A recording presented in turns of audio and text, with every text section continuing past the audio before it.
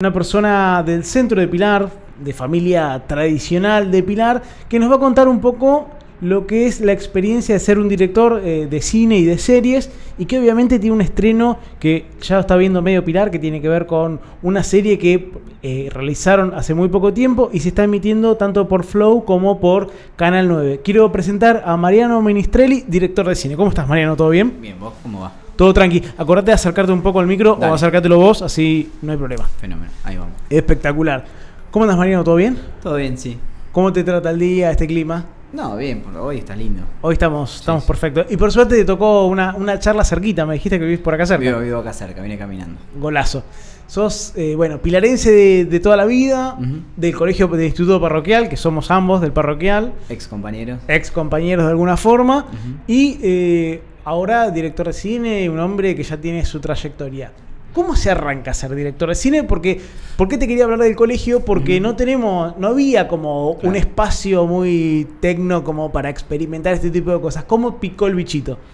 Bueno, digamos, a mí de chico siempre me gustó contar historias, digamos. Me gustaba escribir cuentos, o sea, volcaba esa motivación en la escritura, ¿no? Y en el colegio, bueno, sí, la escritura Hay lugar. Hay lugar para eso. Pero bueno, un día una prima de mi papá que había venido a visitar a mi abuela, que ellos vivían en la paternal, qué sé yo, me cuenta que estaba estudiando diseño de imagen y sonido en la UBA. Y me interesó, me llamó la atención el nombre. Yo tendría, no sé, 10, 11 años, le pregunté de qué se trataba, me contó más o menos qué se hacía. A mí obviamente me gustaban las películas. Si mal no recuerdo, por esa época se había estrenado Nueve Reinas.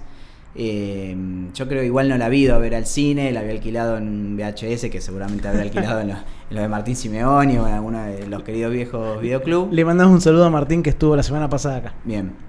Y obviamente la película me voló la cabeza, y sobre todo me llamó la atención que cuando terminó la película, digamos, lo primero que se ve, que decía escrita y dirigida por Fabián Bielinski, ¿no? El director de cine ya fallecido, pero director de Nueve Reinas y de Laura.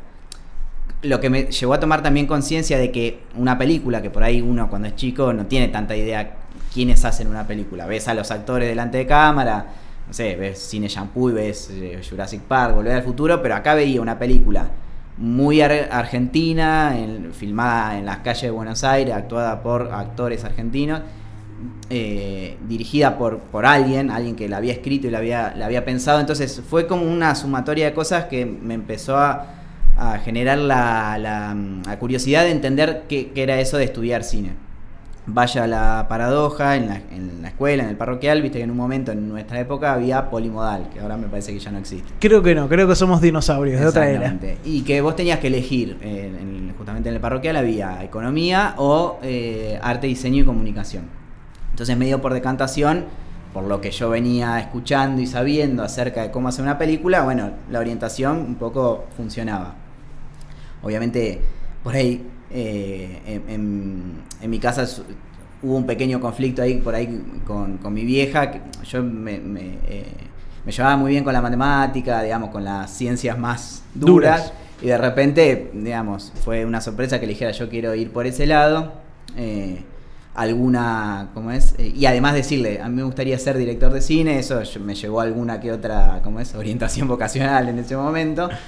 Y tuve una profesora en el Parro, no me acuerdo si vos la tuviste, que se llamaba Victoria Aulet, que enseñaba, no me acuerdo el nombre de la materia, pero era algo más relacionado al periodismo, a la comunicación, o sea, más de ese palo. Me hubiese encantado haberla tenido, no la tuve.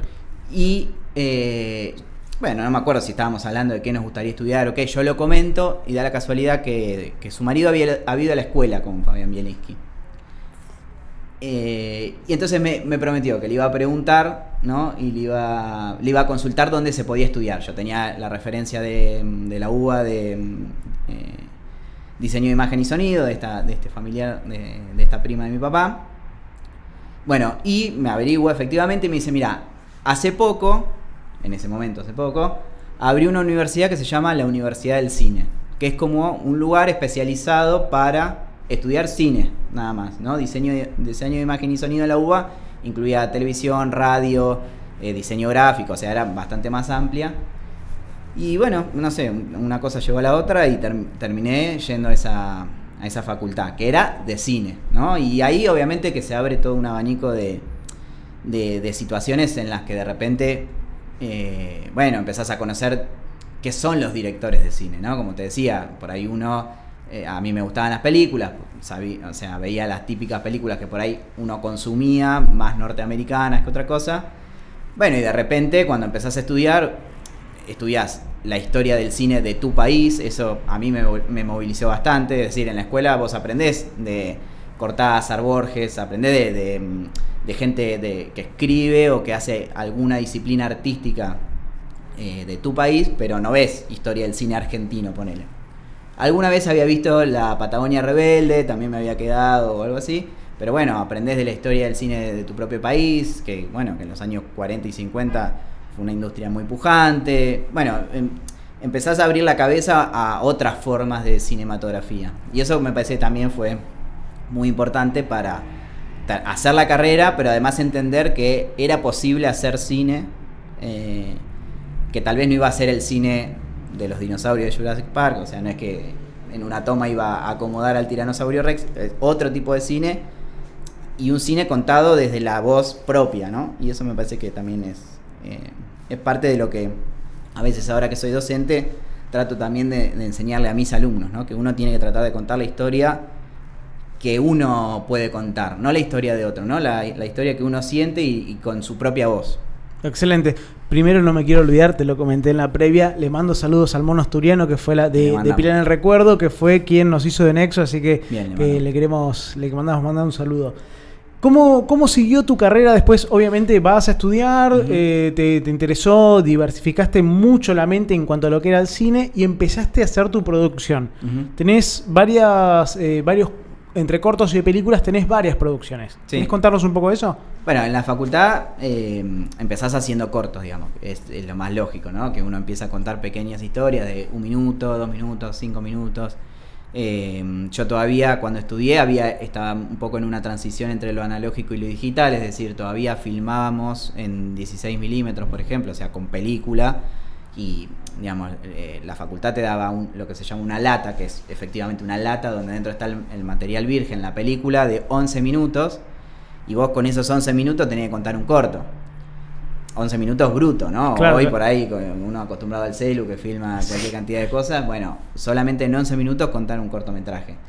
Y después, bueno, obviamente te vas relacionando con tus propios docentes. Me tocó que un profesor al que yo aprecio mucho, se llama Cristian Pauls, que es uno de los hermanos Pauls, justamente.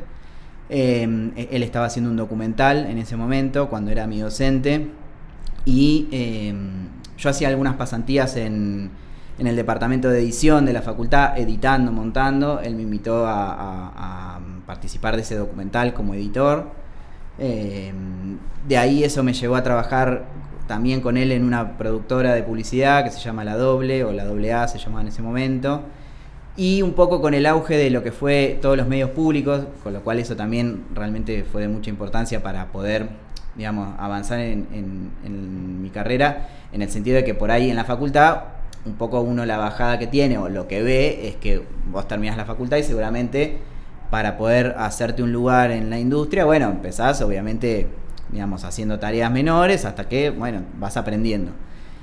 Pero todo el auge de los medios públicos en ese momento, año más o menos 2008, por ahí, hacía que hubiese demanda de contenidos también. Y yo laburando en esa productora que era de publicidad, editando, surge la posibilidad de presentarnos a un concurso en el canal Depor TV para hacer una serie sobre clásicos, ¿no? Y a la persona que era mi jefe en ese momento, viste, enseguida como uno piensa, bueno, había que hacer un piloto. Bueno, piloto sobre clásicos. Entonces, Boca River, esto y lo otro. Y yo le digo, mira, tengo una idea que por ahí puede llegar a funcionar un poco también con lo que se ve en la pantalla de Depor TV. Le digo, en Pilar, justamente, hay un clásico de básquet muy, digamos, muy importante y de mucha historia y de mucha data, que es Sportivo Atlético. Digo, por ahí si presentamos un piloto basado por ahí en un clásico más de barrio, con otra idiosincrasia, por ahí nos podemos diferenciar un poco de lo que podrían presentar otras productoras a ese concurso. Bueno, filmamos unas escenas con el Gallego Fernández, con el peluquero que está al lado de la Muni de muchos años. Le mando un saludo también, seguramente amigo también del mono asturiano.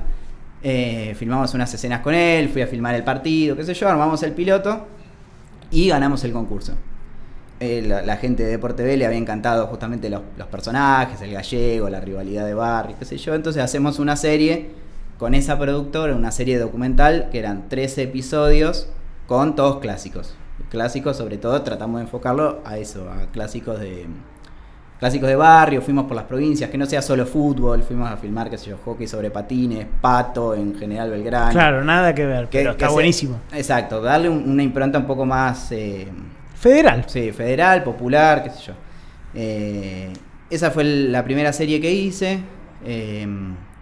Después un poco enganchado con lo documental, que por ahí yo había estudiado más ficción, pero me enganché por ese lado. Hice una película documental, también sobre un vecino acá de Pilar, que tiene a su hermano desaparecido, que desapareció en el año 74. Y hicimos un documental como si fuera un documental de investigación, donde este vecino, que se llama Miguel, otro abrazo, iba investigando qué había pasado con su hermano. Y yo lo iba siguiendo, ¿no? Con la cámara, y íbamos siguiendo como su periplo por intentar que la justicia tome el caso de su hermano, etcétera. Bueno, y ahí tuve la suerte de que el documental quedó seleccionado en el Bafisi, que es el Festival de Cine Independiente de Buenos Aires, en la competencia de Derechos Humanos. Eso fue una sorpresa linda, porque bueno, el documental, si bien lo hice con apoyo del Instituto de Cine, con lo que se llama la vía digital, que era como una forma de fomento a documentales chiquitos, digamos, es un dinero que te daban para poder pagarle a la gente que va a laburar, etcétera. Y siendo un documental chico que haya quedado en la competencia del Bafisi, fue también bastante importante en ese sentido, y eso también me abrió las puertas a trabajar en distintos lugares, productoras. Bueno, en este caso, por ejemplo, la productora de esta serie nueva, que los productores son la UNTREF, trabajar con ellos, y bueno, un poco ahí arrancó la cosa. Está muy bien. Mucha sensibilidad social y, digamos, popular, por lo que veo en tus temas. Eso creo que un poco, ya te digo, es lo que me pasó al ir a la universidad, que por ahí uno de cine, lo que yo conocía era, digamos, las películas que podemos ver Hollywood. Sí, las de Hollywood, a lo sumo, qué sé yo, alguna argentina, pero mainstream, digamos. Y de repente cuando vos vas a la facultad y estudiás que existieron tipos como Pino Solana, Raimundo Gleiser, o sea, gente que hizo cine y que ese cine tuvo como un impacto, digamos, también en la sociedad. Bueno, Raimundo Gleiser está desaparecido. Bueno, uno también empieza a entender que no es inocente lo que uno filma y lo que uno puede, digamos, proyectar en un cine.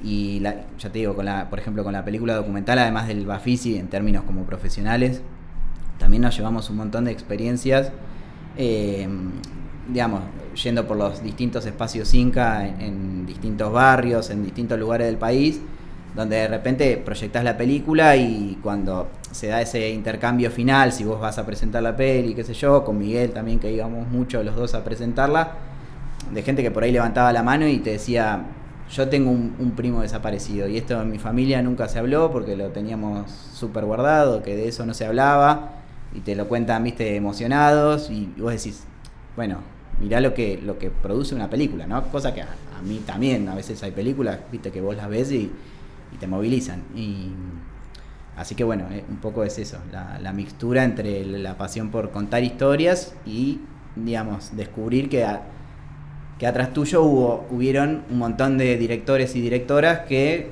digamos, hicieron algo más con eso, ¿no? Totalmente. El arte, digamos, no es solamente comercial, se pueden llevar mensajes muy potentes a la sociedad. De hecho, un poco Hollywood tiene eso muy de fondo, pero uno ya no lo normalizó, ¿no? Digamos, pero tiene esa bajada constante. Digamos, está bueno poder ver formas alternativas.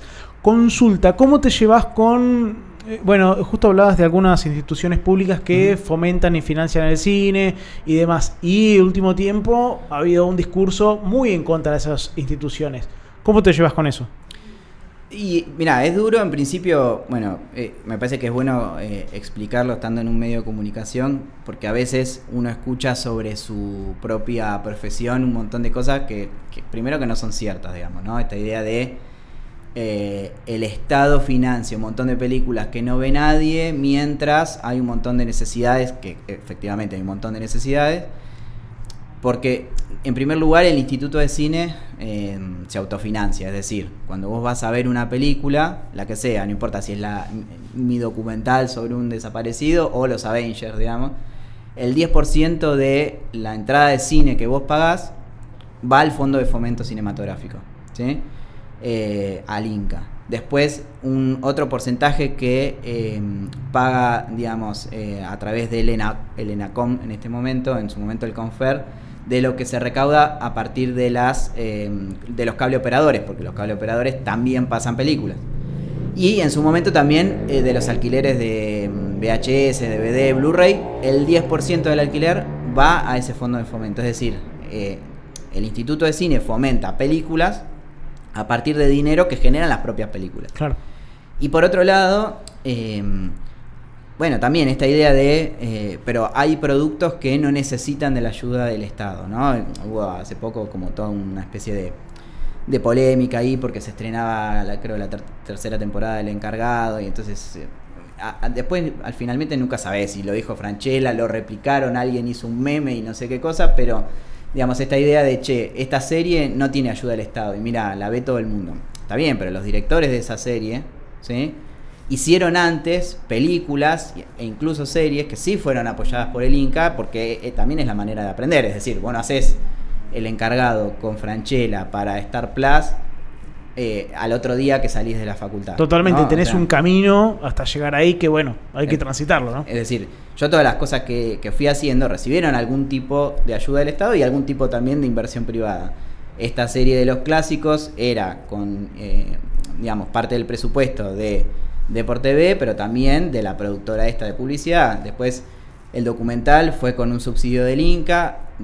Después hicimos una serie que se llamó Barrilete Cósmico, que está para ver en YouTube, que son 10 capítulos de 10 minutos, que también recibió apoyo. Esta que hicimos ahora, y uno va sumando distintos apoyos, públicos, privados, pero a veces, para uno poder aprender y generar cierta confianza en un inversor privado, primero tenés que haber demostrado que mirá, pude hacer este corto que estuvo en este festival, después pude hacer este documental que estuvo acá, esta serie que estuvo allá, porque nadie, si no, nadie va a, digamos, a financiarte porque le caes bien, digamos, ¿no? Es decir, es un negocio también muy particular. Una película arrancás a escribirla y por ahí estás 2 años escribiéndola, después 1 año tratando de juntar el dinero para financiarla, otro para filmarla, otro para postproducirla. Tal vez una película tiene un recorrido de 5 años, y digamos, entonces alguien tiene que apostar 5 años antes a un producto que tiene mucho riesgo, que no sabes si de repente la va a romper en el cine y la va a ver todo el mundo o en todas las plataformas, o la va a ver digamos, cierta cantidad promedio de espectadores, y bueno, digamos, con suerte tal vez se recupera la inversión. No es un negocio, qué sé yo, viste, no quiero nombrar ninguno para no herir susceptibilidades, claro. Un sector, pero digamos, no es como, viste, alguien que invierte en sembrar determinado cereal que sabe, sin menospreciar se entiende perfecto, que tiene sus riesgos seguramente también.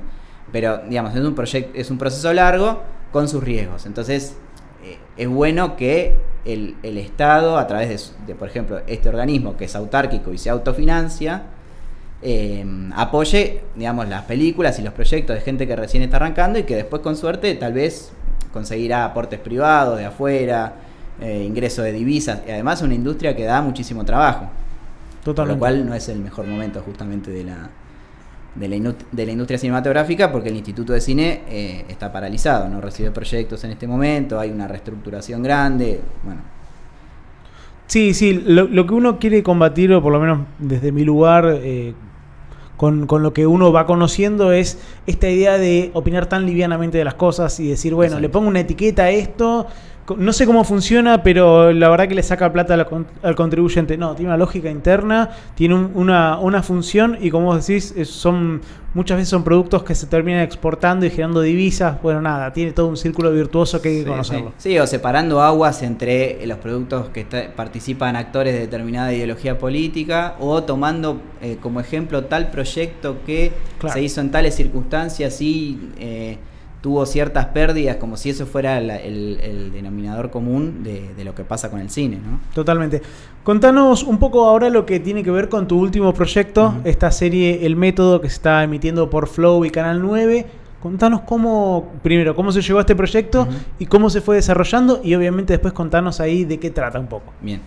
Bueno, yo estaba trabajando en un 3, que sería el canal de la Universidad de 3 de Febrero, digamos, es un canal que tiene su canal de YouTube, lo pueden buscar, hay muchísimas series buenísimas, digamos, dirigidas y actuadas por gente como Martín Piroyansky, Santiago Korowski, Martín Garabal, todas series que en principio tenían un formato corto, así de algunas 5 minutos, otras 10 minutos, muy graciosas, que en su momento, además, digamos, fueron qué sé yo, bastante virales, ¿no? O sea, por ahí viste algún pedacito de alguna, seguro la viste. Trabajando ahí en el canal, surge la posibilidad de participar en un concurso de series que estaba patrocinado por el INCA y también por el Ministerio de Ciencia y Tecnología, porque la idea era hacer una serie que tuviera, que fuera de temática de ciencia o tecnología o ambas cosas, para hacer una serie de ficción. Entonces nos presentamos a ese concurso con la Universidad de 3 de Febrero. En ese concurso había 4 o 5 ganadores, ahora no recuerdo, nosotros fuimos uno de ellos. Filmamos la serie casi en su totalidad, incluso en las instalaciones de la Universidad de 3 de Febrero. Es decir, la protagonista de la serie es Paola Barrientos. Ella en la serie es Clara Bucetich, que vendría siendo como la bisnieta de Juan Bucetich, el inventor de el reconocimiento por huellas dactilares. Y ella es como si fuera alguien que puso, que creó un instituto, que trabaja en un instituto fundado por su bisabuelo y al que además le hizo una suerte como de upgrade, digamos, donde además de resolver casos y crímenes a través de las huellas dactilares, lo hace también a través de las huellas digitales, es decir, las huellas que los usuarios dejamos en las redes, en el uso de la tecnología, etc. Y en cada capítulo ella va resolviendo un caso en particular, además de una línea narrativa que atraviesa los 6 capítulos.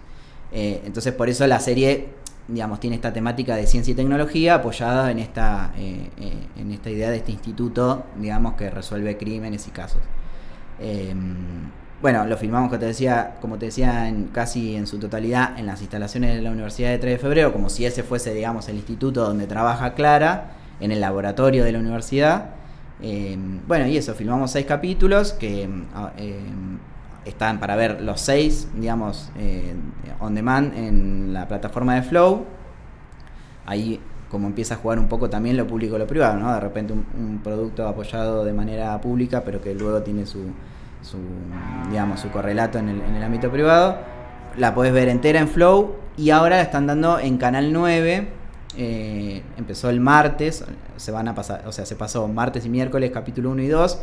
Hoy va a estar el capítulo 3 a las 11:30 de la noche en Canal 9, y la semana que viene se pasan los últimos 3 capítulos, lunes, martes y miércoles, siempre en el mismo horario. Excelente. ¿Recomendás que lo vean todos en orden o se pueden ver así sueltos? Por ahí alguien que agarra la semana que viene dice, bueno, veo los 3 capítulos finales. Como cada capítulo tiene un caso en particular que se resuelve, vos podés verlo individual si de repente te perdiste los anteriores. Hay un hilo conductor que une la serie. En Canal 9 en particular, como se pasan en días por separado, la estamos pasando con el típico, previously next, para que vayas entendiendo qué está pasando en ese hilo conductor que va atravesando la serie, con lo cual, sí, realmente la puedes agarrar en cualquier momento y no te vas a perder nada, digamos. Bueno, excelente, Mariano, muchísimas gracias. Obviamente le volvemos a mandar saludos al Mono para que después lo suba a Pilar en el Recuerdo y lo vea. Dale. Aunque toda la gente del centro de Pilar, que siempre le va a interesar. Y bueno, éxitos en este proyecto obviamente y en todos los que vengan. Bueno, muchas gracias. Contá con nosotros para difundir cualquier cosa. Nosotros, Dale, por lo pronto nos vamos a un pequeño corte y enseguida volvemos.